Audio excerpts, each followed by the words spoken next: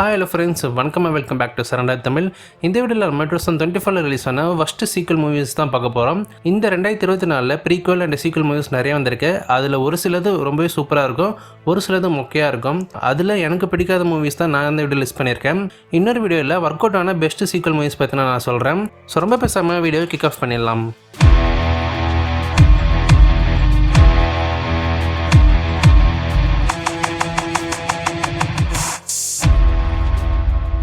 நம்ம ஃபஸ்ட்டாக பார்க்க போகிற படம் ஒரு ஆர்வத்தில் ஜானரில் வெளியான த பிளாட்ஃபார்ம் 2. இந்த படம் 2019 வெளியான த பிளாட்ஃபார்ம், அந்த படத்தோட ப்ரீக்வல் மூவி தான் இது, சீக்வல் கிடையாது. பிளாட்ஃபார்ம் படத்தோட பிளாட் என்ன, ஒரு குரூப் ஆஃப் பீப்புளை இன்டர்வியூ பண்ணி ஒரு ப்ரிசனில் பார்த்தீங்கன்னா அடைச்சி வச்சுருவாங்க. இந்த ப்ரிசனில் மொத்தம் 333 ஃப்ளோர் இருக்கும். ஒவ்வொரு ஃப்ளோர்லையும் 2 பேரும் சொல்லிட்டு எல்லா ஃப்ளோர்லையும் பார்த்தீங்கன்னா மக்களை அடைச்சி வச்சுருப்பாங்க.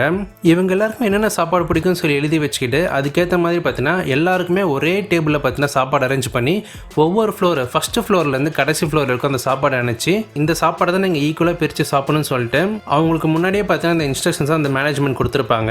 இதுக்கப்புறம் இந்த மக்கள் எல்லாருமே எப்படி ஒத்துமையாக சரிசமமாக எல்லாருக்குமே அந்த சாப்பாடை பிரித்து கொடுக்குறாங்களா இல்லை சுயநலத்தோடு இருக்காங்களா அப்படின்ற மாதிரி தான் இந்த படத்தோட கதையை காமிச்சிருப்பாங்க.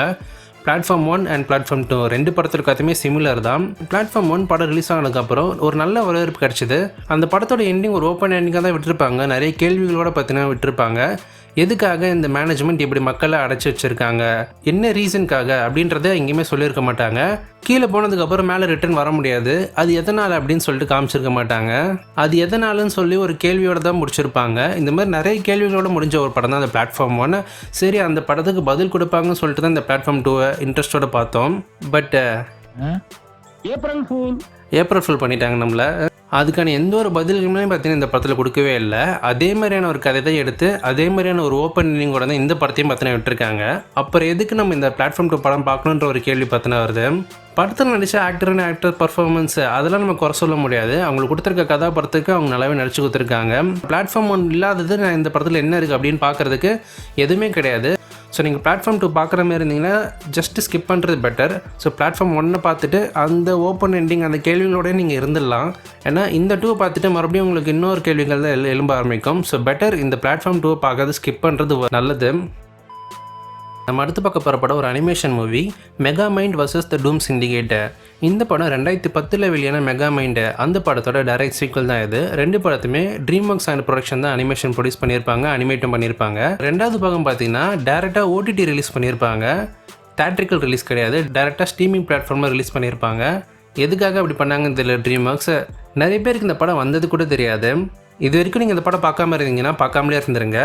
அப்படி பார்க்கணும்னு நினச்சிங்கன்னா 2010 வெளியான மெகா மைண்டு ஃபஸ்ட் பார்ட்டு, அந்த படத்தை பாருங்கள். இந்த படத்துக்கு அந்த படம் 10 மடங்கு பெட்டர். ஃபஸ்ட் படத்தோட பிளாட் என்னென்னா, மெகா மைண்டு ஒரு சூப்பர் வில்லனாக இருப்பார். அவர் இருக்கிற ஒரு ஊரில் பார்த்தீங்கன்னா நம்ம சூப்பர்மேன் மாதிரி ஒரு ஹீரோ பார்த்தீங்கன்னா இருப்பார். அவரை டெஃபீட் பண்ணி அந்த ஊரில் ஹீரோவே இல்லாத மாதிரி பண்ணிவிடுவார். எந்த ஹீரோவும் இல்லாதனால அவருக்கு ரொம்ப போர் அடிச்சு போகுது. இதனால் ஒரு சூப்பர் ஹீரோ பார்த்தீங்கன்னா அவரே க்ரியேட் பண்ணுறாரு. பட் அந்த சூப்பர் ஹீரோ பார்த்தீங்கன்னா அவருக்கே பெல்ட் அடிச்சு மெகா மைண்டை எதிர்த்து சண்டை போட ஆரம்பிக்கிறான். அண்ட் சுற்றி இருக்க மக்களுமே பார்த்தீங்கன்னா ரொம்ப தொந்தரவு பண்ணுறான். இதனால் மெகா மைண்ட் மறுபடியும் வில்லன்லேருந்து ஹீரோவை பார்த்தீங்கன்னா மாறுறாரு. இதுக்கப்புறம் என்ன சம்பவங்கள் நடந்துச்சு அப்படின்றதான் அந்த படத்தோட கதையை கொண்டு போயிருப்பாங்க. அந்த படத்தில் மெகா மைண்டுக்குன்னு சொல்லிட்டு ஒரு கேரக்டர் டெவலப்மெண்ட் பார்த்தீங்கன்னா இருக்கும். ஆரம்பத்தில் ஒரு வில்லனாக இருந்து கடைசியில் ஹீரோவை மாறுற மாதிரி பார்த்தீங்கன்னா முடிச்சிருப்பாங்க. அது ரொம்ப கிராஜுவலாக பார்த்தீங்கன்னா இருக்கும் அந்த கேரக்டர் டெவலப்மெண்ட்ன்றது. அனிமேஷன் குவாலிட்டியுமே டாப் நாச்சாக இருக்கும் மெகா மைண்ட் 1 படம். இந்த செகண்ட் பார்ட்டோட கதை என்னென்னா, மெகா மைண்ட் வில்லனாக இருக்கும் போது டூம் சிண்டிகேட்னு சொல்லி ஒரு டீம் இருக்கும். அந்த டீம் பார்த்தீங்கன்னா ஜெயிலேருந்து தப்பிச்சு வந்துடுவாங்க. இப்போது அவங்கள எப்படி ஒரு டெஃபீட் பண்ணுறாரு அப்படின்றதான் கதையை கொண்டு போயிருப்பாங்க. முந்தைய படத்தில் ஒரு சூப்பர் ஹீரோவே தோக்கடிச்ச மெகா மைண்டால் இந்த படத்தில் ஒரு 5 பேர் பார்த்தீங்கன்னா பார்க்கறதுக்கு மொக்கையாக இருப்பானுங்க. அவங்கக்கிட்ட இருக்கிற சூப்பர் பவருமே மொக்கையாக தான் இருக்கும். அவங்கள தோக்கடிக்க முடியாமல் ரொம்ப கஷ்டப்பட்டு இருப்பார். மெகா மைண்டுன்ற கேரக்டர் ரொம்ப புத்திசாலித்தனமான ஒரு கேரக்டர். எந்த ஒரு சூப்பர் பவருமே இல்லாமல் தன் மூளையை பயன்படுத்தி எதிரில் இருக்கிற வில்லன்ஸை பார்த்தோன்னா தோக்கடிப்பார். பட் இந்த படத்தில் ஒரு முட்டா பீஸ் மாரி காமிச்சிருப்பாங்க. சுற்றி இருக்க கேரக்டர்ஸ் தான் பார்த்தீங்கன்னா மெகா மைண்டு ஒவ்வொரு சீன்லேயுமே ஒவ்வொரு வில்லன் கிட்ட அவர் சண்டை போடும்போது சுற்றி இருக்க கேரக்டர்ஸ் தான் பார்த்தீங்கன்னா மெகா மைண்டுக்கு ஹெல்ப் பண்ணி காப்பாற்ற வைக்கிறாங்க. அங்கேயும் இந்த படத்தோட ரைட்டிங் பார்த்தீங்கன்னா தோத்துருச்சு. ஃபஸ்ட் படத்தில் அப்படி கேரக்டரை டெவலப்மெண்ட் பண்ணிவிட்டு செகண்ட் படத்தில் இந்த அளவுக்கு ஒரு வீக்கான ரைட்டிங் பார்த்தோன்னா அந்த கேரக்டர் மேலே எழுதியிருப்பாங்க. அண்ட் இந்த படத்தோட அனிமேஷன் குவாலிட்டி சொல்லி ஆகணும். ஃபஸ்ட் படத்தை பார்த்துட்டு இதை பார்க்கும்போது அவ்வளோ டிஃப்ரென்சஸ் இருக்குது. டைரக்ட் ஓடிடி ரிலீஸ்ன்றப்போ கண்டிப்பாக அது குவாலிட்டி குறையும் தான். பட் ஃபர்ஸ்ட் ஆஃப் ஆல் ஏன் டைரக்ட் ஓடிடி ரிலீஸ் பண்ணணும், அது பண்ண வேண்டிய அவசியமே இல்லையே. நீங்கள் ஒன்றும் தேட்டரிக்கல் ரிலீஸ் பண்ணி அனிமேஷன் குவாலிட்டியை நல்லா பெட்டராக கொண்டு வந்திருக்கலாம், இல்லை இந்த படத்தை எடுத்துக்காமலே வந்திருக்கலாம். இவங்க டேரக்ட் ஓடிடி ரிலீஸ் பண்ணுறன்ற பேரில் ஒரு ஆவரேஜான மூவி தான் எடுத்து வச்சுருக்காங்க. இந்த படம் பார்க்காதவங்க யாராச்சும் இருந்தீங்கன்னா பெட்டர் ஸ்கிப் பண்ணிவிடுங்க. அதையும் பார்க்குறவங்க ஃபஸ்ட் படத்தை மெகா மைண்டு அந்த படத்தை பாருங்கள்.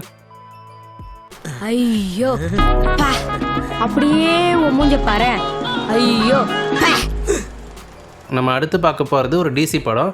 ரொம்ப எதிர்பார்ப்போடு பார்த்த ஒரு படம், பயங்கரமாக டிசப்பாயின்மெண்ட் ஆகிடுச்சு. ஜோக்கர் 2. ஆரம்பத்துலேருந்து இந்த படத்துக்கு ஒரு பெரிய எக்ஸ்பெக்டேஷனே இல்லாமல் தான் இருந்துச்சு நிறைய பேருக்கு. ஏன்னா இந்த படத்தோட ஜானர் பார்த்தீங்கன்னா மியூசிக்கல்ன்ற மாதிரி ஆரம்பத்துலேயே கன்ஃபார்ம் பண்ணிட்டாங்க. அண்ட் அது மட்டும் இல்லாமல் லேடி காகா பார்த்தீங்கன்னா ஹார்லி குயினை கேஸ்ட் பண்ணிட்டு இருக்கும் போதே ஓகே நிறைய பாட்டு மியூசிக்கல் இருக்க போகுது அப்படின்னு சொல்லி கன்ஃபார்ம் பண்ணிட்டாங்க. அது ஒரு பக்கம் அது இருந்தாலும் கதையாக நல்லா கொண்டு போயிருப்பாங்க அப்படின்ற ஒரு நம்பிக்கையோட தான் போய் பார்த்தோம். இந்த படத்தோட டைரக்டர் டாட் ஃபிலிப்ஸா, அவரே ஜோக்கர் 1 படம் இன்டர்வியூ அப்போ சொல்லியிருப்பாரு, ஜோக்கர் 2 எடுக்கிறதுக்கான ஐடியா என்கிட்ட சுத்தமாக இல்லை, ஜோக்கர் 1 படமே எனக்கு போதுன்ற மாதிரி தான் சொல்லியிருப்பாரு.